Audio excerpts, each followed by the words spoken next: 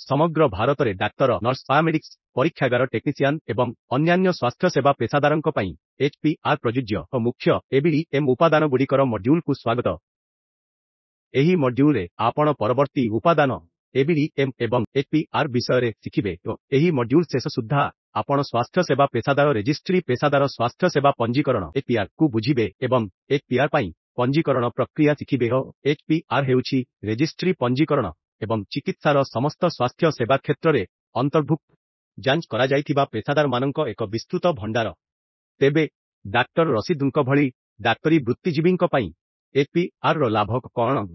स्वास्थ्य सेवा रे पेशादार मानक पई एचपीआर रो अनेक लाभ अछि। विश्वसनीयता परिषद द्वारा एचपीआर अधीन रे पंजीकृत स्वास्थ्य सेवा रे पेशादार मानक जांच करा जिवो एवं सेमानक सूचना ऑनलाइन रे उपलब्ध हेबो। आविष्कार योग्यता ऑनलाइन रे पंजीकरण उपलब्ध थिबारु रोगी माने सहजरे स्वास्थ्य सेवा पेशादारंकु पाई पारिबे एवं यह डाक्तरंक अनुशीलन उन्नत करिथाय। दूरभाष परामर्श माध्यम रे डाक्तर माने अधिक रोगींक सह जोगाजोग करि पारिबे, जहा रोगी तथा डाक्तरंक समय एवं परिश्रम संचय करिबो।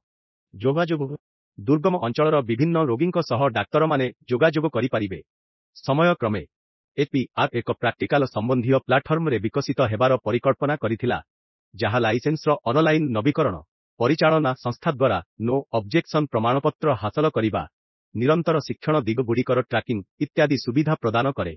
आसंतु जानिबा किपरि स्वास्थ्य सेवा पेशादार माने दुईटी सरल पदक्षेप अनुसरण करी एचपीआर रे पंजीकरण करिबा पई सेमानंकर स्वास्थ्य सेवा पेशादार आईडी किंबा एचपीआईडी सृष्टि करि पारिबे। एचपीआर के एबीडीएम गोभइन को जाई नामलेखा प्रक्रिया आरंभ करी एबीडीएम वेबसाइट रे नाम लेखाइबा। आवश्यकीय कागजपत्र दाखल करिबा। आवश्यक जनसंख्या, शिक्षागत विशेषज्ञता एवं कार्य संबंधी विवरणी दाखल करंतु। आसंतु एही प्रत्येक पदक्षेप को विस्तृत भाबरे बुझिबा। एबीडीएम वेबसाइट रे नाम लेखा यूआरएल hprkbdm गोभइन परिदर्शन करंतु। नूतन एचपीआईडी पंजीकरण करिबा पई लिंक उपरे क्लिक करंतु।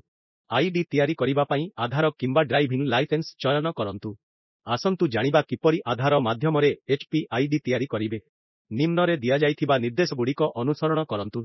जेनेट भाया आधार बटन उपरे क्लिक करंतु। आधार नंबर दियंतु एवं नियम और शर्तावली स्वीकार करंतु एवं तापरे सबमिट क्लिक करंतु।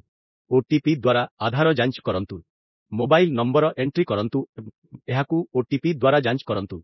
मोबाइल नंबर जांच परे स्वास्थ्य सेवा पेशादार वर्ग को चयन करंतु। आपणक एचपीआईडी नाम एवं पासवर्ड चयन करंतु, जहा द्वारा जणे एचपीआर रे पंजीकरण करिबो एवं दाखल सबमिट क्लिक करंतु। एचपीआईडी सफलतार सह उत्पन्न हेबो। एहा एचपीआर रे पंजीकरण करिबा पई व्यवहृत होई पारे। आवश्यक कागजपत्र दाखल करंतु। समस्त व्यक्तिगत पंजीकरण एवं कार्य संबंधी विवरणी दाखल करंतु।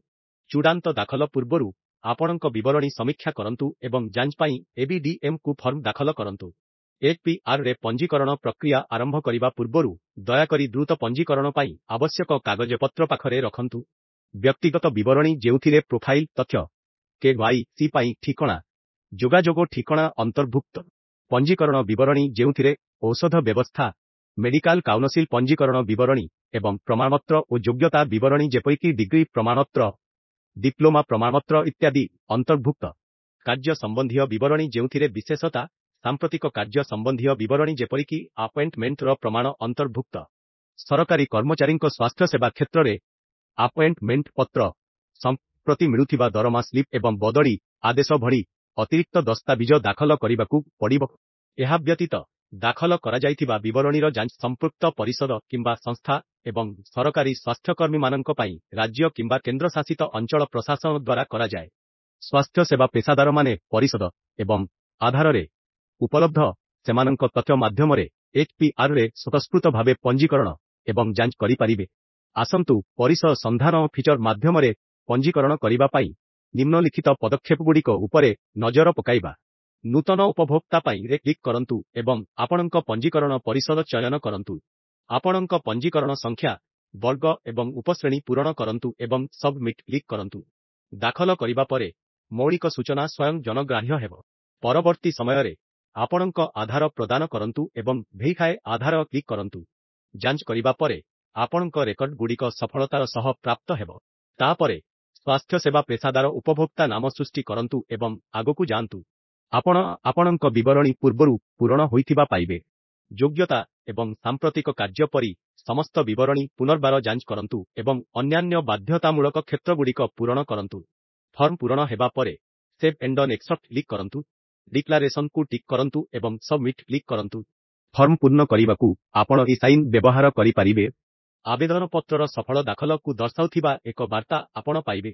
ବିସ୍ତୃତ ଭାବରେ HPR ପଞ୍ଜୀକରଣ ପ୍ରକ୍ରିୟା ବିଷୟରେ ଜାଣିବା ପାଇଁ ଲିଙ୍କକୁ ଯାଆନ୍ତୁ। କେବଳ ଯୋଗ୍ୟ ସ୍ୱାସ୍ଥ୍ୟ ସେବା ପେସାଦାରମାନଙ୍କୁ HPID ପ୍ରଦାନ କରିବା ସୁନିଶ୍ଚିତ କରିବା ପାଇଁ ଏହା ଏକ ଗୁରୁତ୍ୱପୂର୍ଣ୍ଣ ପଦକ୍ଷେପ। ଥରେ ଯୋଗ୍ୟ ଡାକ୍ତରୀ ବୃତ୍ତିଜୀବୀମାନେ ସେମାନଙ୍କର HPID ପାଇବା ପରେ ସେମାନେ ସମସ୍ତେ ABDM ଇକୋସିଷ୍ଟମରେ ଅଂଶଗ୍ରହଣ କରିବାକୁ ଏବଂ ସେମାନଙ୍କ ରୋଗୀ, ଅନ୍ୟ ଡାକ୍ତର ଏବଂ ଡାକ୍ତରଖାନା ସହିତ ଯୋଡ଼ି ହେବାକୁ ସକ୍ଷମ ହୁଅନ୍ତି, ଯେଉଁମାନେ ABDMର ଅଂଶ ଅଟନ୍ତି। ଆସନ୍ତୁ ଏହି ମଡ୍ୟୁଲରେ ଅନ୍ତର୍ଭୁକ୍ତ ଦିଗଗୁଡ଼ିକୁ ସଂକ୍ଷିପ୍ତ କରିବା।